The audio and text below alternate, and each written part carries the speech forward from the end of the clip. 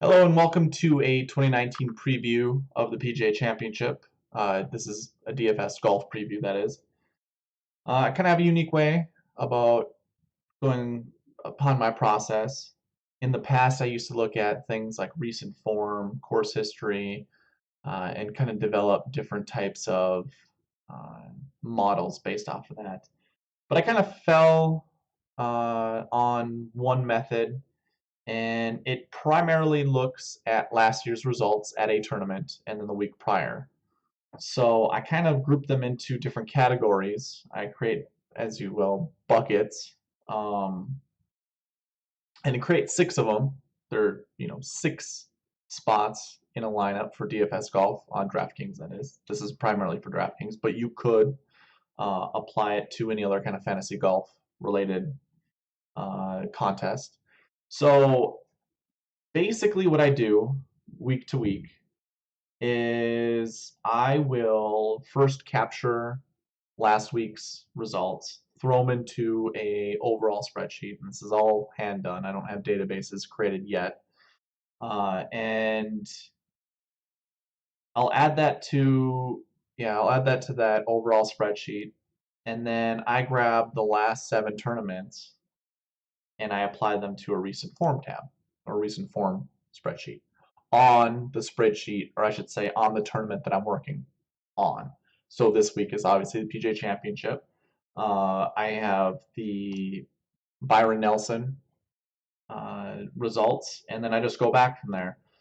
I don't include the match play results in my recent form average, which, if you can see, is just an equation uh, looking at the averages of those ranges minus the match play.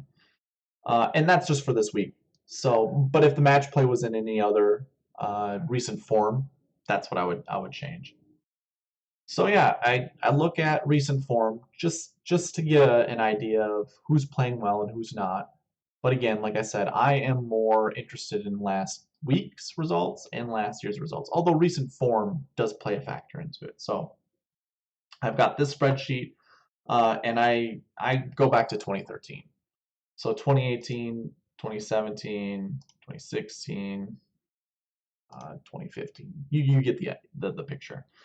With that, I also have I guess a tournament history tab or tab on my spreadsheet.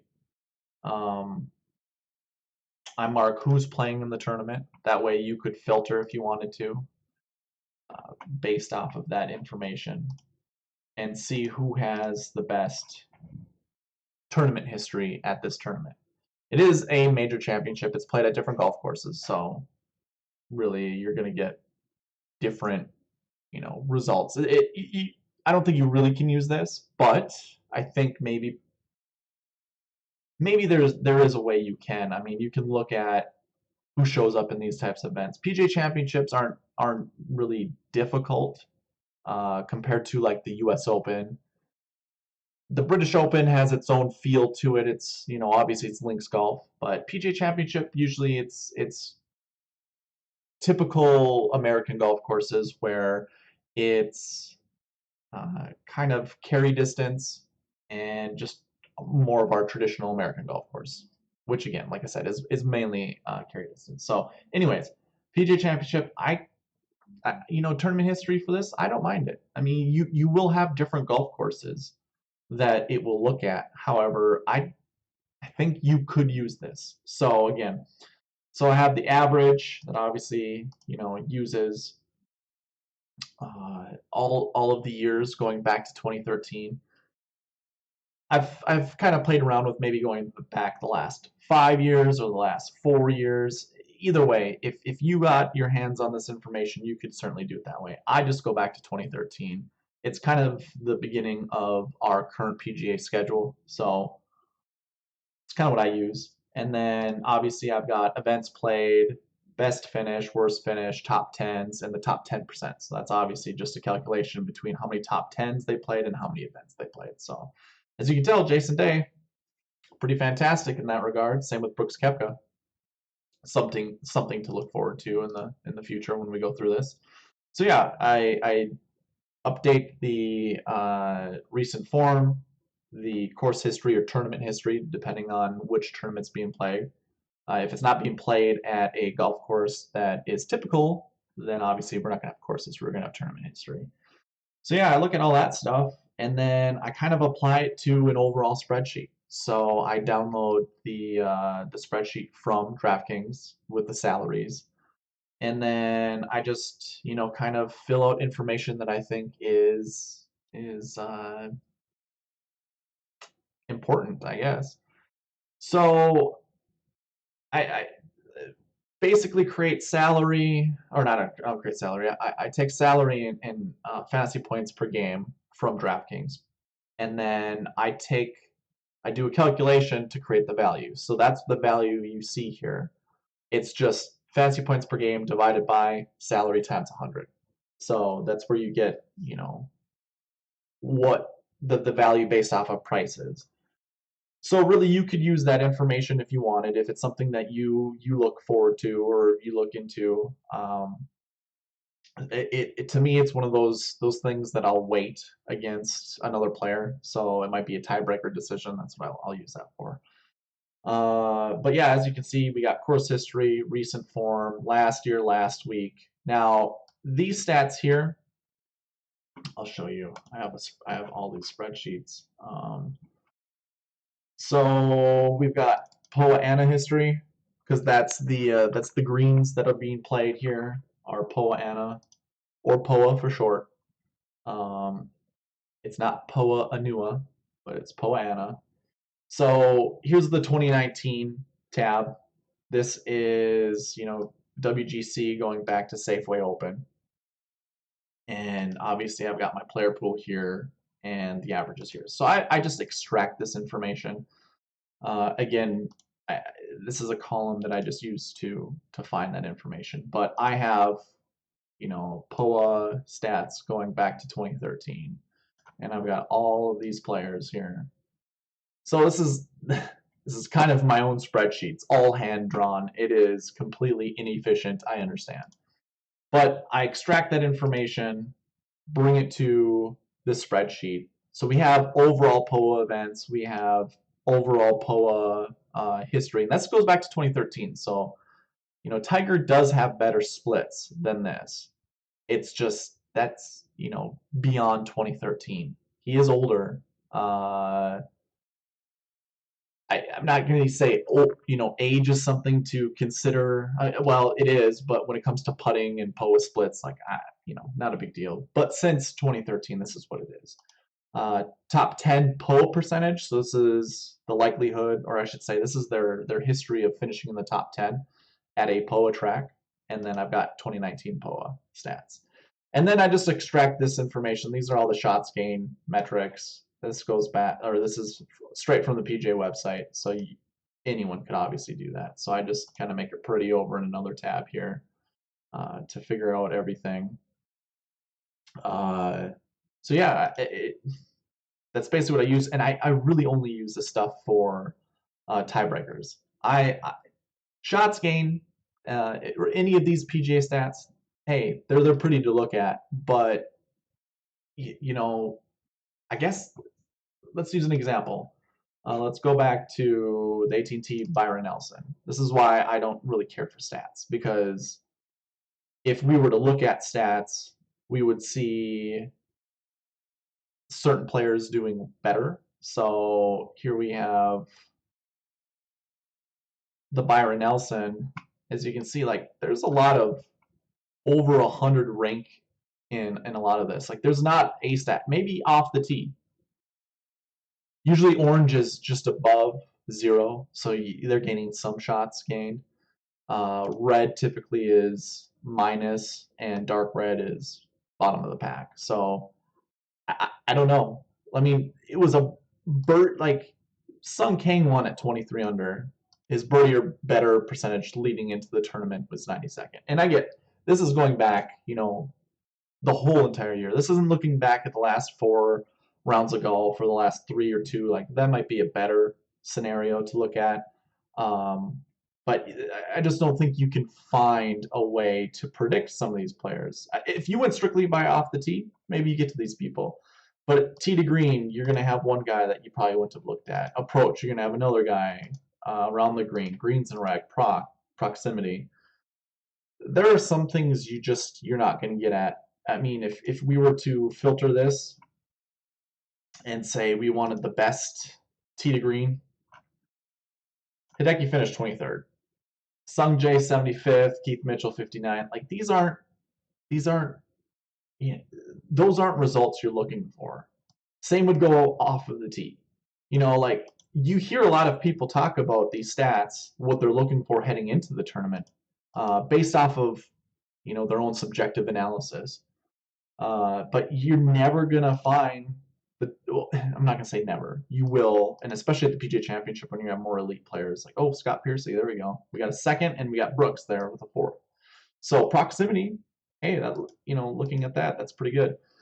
So I guess long story short, stats they're fun to look at, and don't get me wrong, bring all your criticism that you want for how you're gonna see me do it. I'm more than game to figure it out, or to hear it. I love all constructive criticism.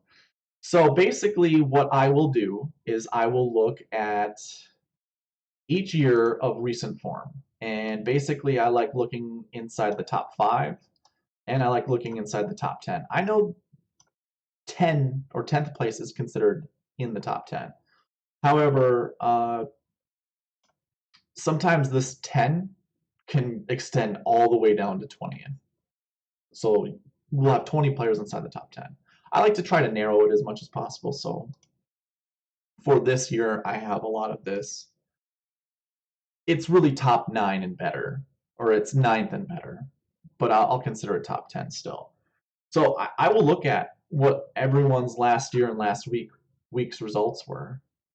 This should be highlighted red. Don't mind me. This just indicates that it was the same week. So I will also look at last week's results, and like I say, I do this for every single year that this tournament was played, and then I apply it to a matrix over here to get kind of a ranking.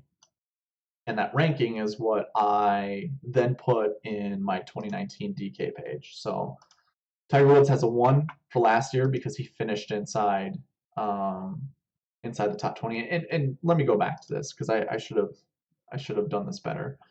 I basically just tally, look at the sum. You're not going to see it with my picture there, but I add all of these up, and kind of rank order them based off of what the sum is. So that's how I get, the top 5. So I do this for top 5 and I do it for top 10. Top 10 is kind of top 5 is trying to like really narrow your focus. Top 10 is expanding it slightly, just so we see kind of more consistent results. So that's how I come across. Well, that's how I do this for top 5, top 10. So we got this figured out, and that's how my ranking scale is over here. Now I did this by top 10. These are all top 10 results. It is different. I mean, it's worth noting that. No, don't mind my cat. That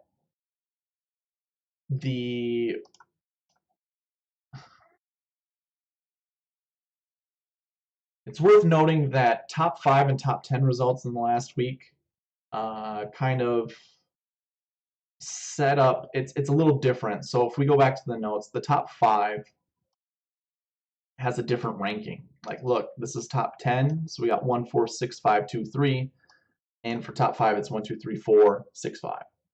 Now that's because this 20 to 40 range, that is the result that they got the year before within 20th and 40th place.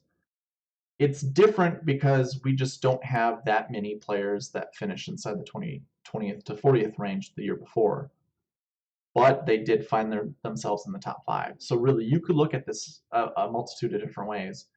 And the number isn't so different. I typically like to min-max to get my confidence rating. So, as you can see, for top 5, anyone who finished 20th or better the year before, we had a min-max of 1.5 or 1.4. And then we go down to the top 20 and it's min-max of 2.5. So, top 10, and I really just like trying to predict how people are going to finish.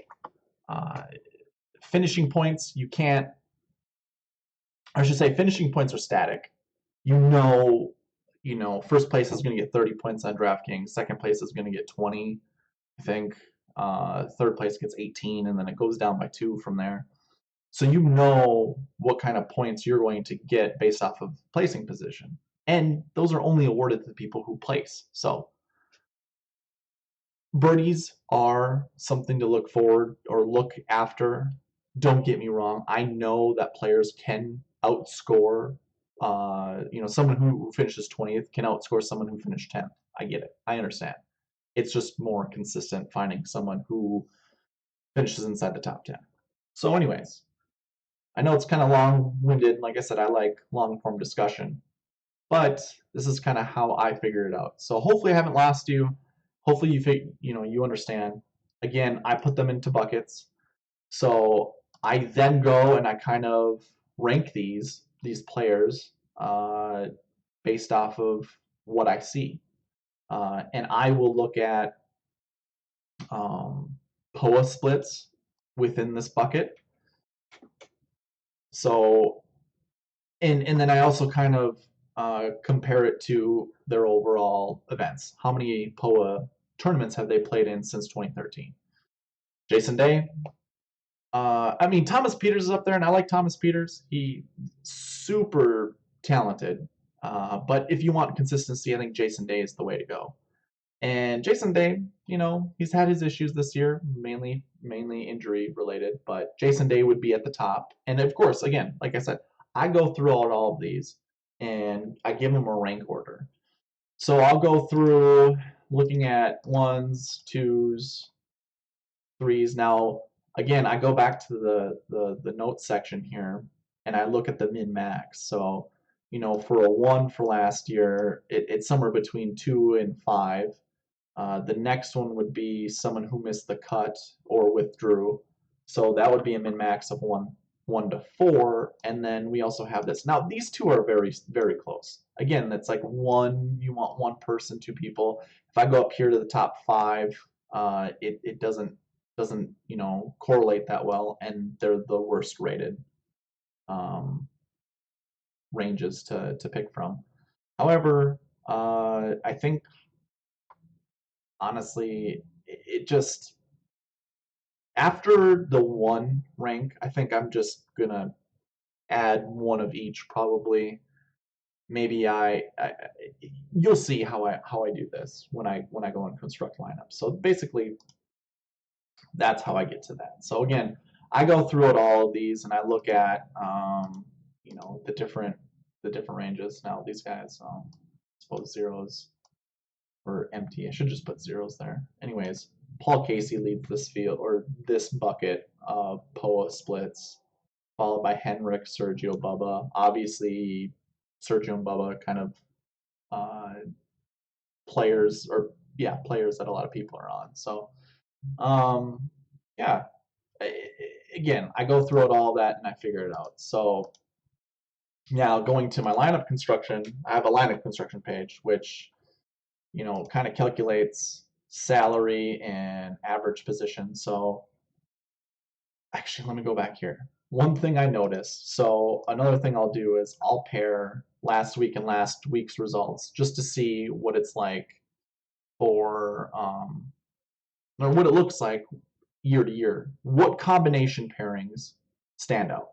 And clearly above and beyond is the 1-1s. You see 1-1s everywhere.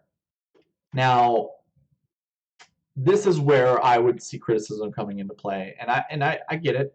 It's just something to look after. What's funny is the only 1-1 in this whole tournament. I'll go here, I'll clear this out, and then I'll go here, clear Brooks Koepka, which I find super funny. I'm gonna hide these.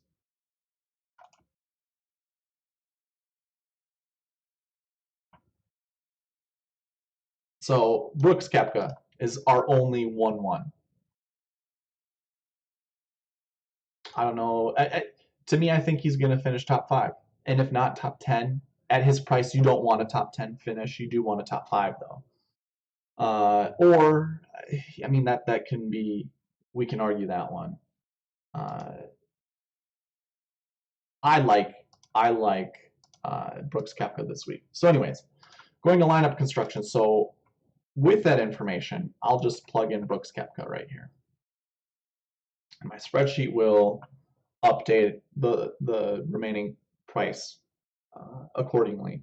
So I like Brooks, and I kind of go between the two just to figure out what I want. I'm going to just select another one that I like. So we can go to POA splits and just find someone worth value. Thomas Peters. Let's just put Thomas Peters in there. So basically, because I know it's a min-max of 2 to 5 for top 10s, this is how I'm going to start it out. And then we'll go to the next bucket. And I like Bubba, so I'm going to put Bubba in that one. And I kind of like to cascade in a way, and you'll see how I cascade. If you're not familiar with that, Rick Gaiman, DFS on Demand, or Rick Run Good, his YouTube channel is pretty good. He talks a lot about cascading, and I don't mind it. Sometimes I will just grab I usually pick 3 players as my anchors, and they're typically at the top price. And then I just go down and figure out my lineups that way. And then I'll have like columns 2 through 6. That's kind of how I look at it. Those are basically my buckets. So that's how I'll look at that kind of stuff. Going back to this though, so I know the min max. There's 2 1s. There's 1 2. We want 1 3. So I'll grab a player from here. David Lipsky. I like looking at overall events and seeing how well they do based off of this. This isn't the telltale sign, but I do like POA splits, and then maybe I just look at this year. Sometimes they've only played 1 event, so these even round numbers basically indicate that they've only played 1 event. Lucas Glover is very interesting. I think just for the whatever of time, I'm just gonna throw him in here and just sort it out, later. I just think Lucas Glover's putting this year has kind of been close his eyes and hit the putt. So we'll see how that is going. Or that's just my take on it. So again, I'll go through all these. Now it's interesting. Dustin Johnson's a 4 rank. Again, if you remember top 5, if we switch this to top 5 last year results, he's a 2. So really, you probably want someone here now. The min max was 0, if I recall. I'm almost positive it was 0 for the min. So 20 to 40. Yeah, so it's 0 to 3. So I still will play someone within this range. I really like Xander, so I'm just going to throw Xander on there. I don't even remember what my price point is. 9 or 8,600 left. Okay, so that allows us with 82. And typically, I will try to have my average salary remaining be somewhere in the 7s. That way, I can just kind of mess around with players. This last column for me is just, it's a hodgepodge. Like I don't want. I'm trying to think of what I should do. Maybe I'll go back and do it that way. I like my last column to be just random players that I can just pick a bunch of, like just randomize it, because I don't want like all 6 of them to be predetermined. I don't like a core of 6 players. I just like a core of like 3 or 4 players, and then everybody else is interchangeable. So Lucas Glover was 7,300. kind of stinks because there's no one in this bucket that's really that expensive. I guess I'm just gonna keep them. I think Thomas Peters is what I'm gonna change out. So I'm gonna find someone that's a one that's a little bit more expensive than Thomas Peters. You know what I'm gonna do? We're gonna go with Jason Day, like that. So we'll start the lineups like this, which I like. Oh, well, we'll get rid of Xander Schauffele. Schauffele, not Scheifele. Schauffele. So we'll go back to the fours. What do I have here? 7,600. So I really like Pat Perez. Like yeah. Well, let's put Cantlay down because he's kind of a popular play. And then basically I will open this all up. We will go by price and then just pick somebody that we like at 7. So again, I look at my min maxes, so I know if I were to pick like a dark green player, I can obviously change that around, and this will give me a little bit of a different min max approach. So obviously you can see everything populated, and then I just go down from there. So I'll change Brooks out, I'll put in Francesco. They're both ones, so that's why I do it this way. I even like John and I like Ricky. So like that's all within that column. And that's kind of like that's how I like to do it. I don't really follow any kind of path. Sometimes I do if I have like a limited amount of um, if I have a limited amount of shoot, what am I trying to say? Of contests that I'm trying to enter. So then I'll go here. I know I have $100 available, you know, between Jason Day and Shoffley, and going down. I'll even put some Finau in because a 6 doesn't mean that it's impossible. It's just that it's probably unlikely. Jordan Spieth is someone I want to talk to. He fits in the bucket of 1 to 2, and 1 is one of those. The 1 in the last year qualifier is undeniable number 1. There is no fluctuation between top 5 or top 10. There will be someone who is a 1 in the top 5. I understand you can't make absolute proclamations, but I'm going to make an absolute proclamation. I think there's going to be a 1 that's going to finish in the top 5, and it's pretty simple. If you look here, you get to choose from Tiger, Brooks, Justin, Francesco, John Rahm, Ricky, Jason Day, and those are the top guys if you don't want to include Jordan Spieth. So I think someone of those guys is going to finish top 5. I know, huge shocker. I'm going out on a limb. But Jordan Spieth fits that mold. I'm going to put some Jordan Spieth here. I think as I go through this, I'm just doing this for the video, just for the sake of the video.